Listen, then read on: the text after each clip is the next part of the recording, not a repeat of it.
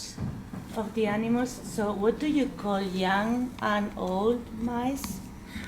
And what do you think is the basis for the, the worst effects on the young group, basically? Is it because the blood-brain barrier is not mature? No, well, this is a very good question. Actually, the rats, we did experiments on rats. Their average life is 2 years, and therefore the blood-brain barrier is matured only 3 weeks after weaning. So we have chosen 9 to 10 weeks. So I cannot compare with human ages, but a rough analogy can say that 9 to 10 weeks of rat's age could be 18 to 22 years of human age, and they were not very old actually. Their age may be related to the human cases, something about 50 to 60 years. 50 to 60 years is not that old. So, but this is a very rough and crude comparison. So why do you see this difference in the toxicity? It is like in the middle age, it's more established, it's better established, the blood-brain barrier?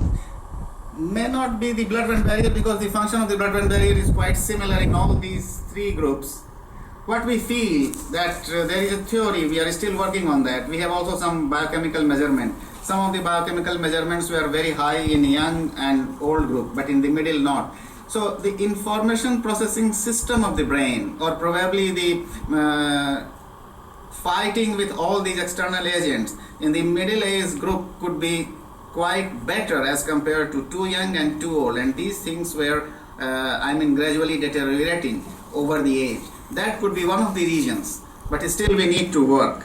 There is no change in the blood-brain barrier. If I inject lanthanum, properties are same. If I inject once blue, I cannot see visibly any difference in the blood-brain barrier. This could not be due to blood-brain barrier, but probably the reaction to these chemicals or exposures might be well handled in the middle age, for example, but they are not well handled in the young age, and these handling of these effects at the brain level might be gradually reducing over aging. That could be one of the explanation at the moment, but there is no scientific evidence at the moment that I have.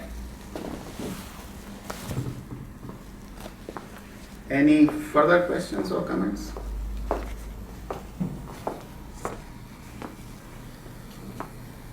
If not, then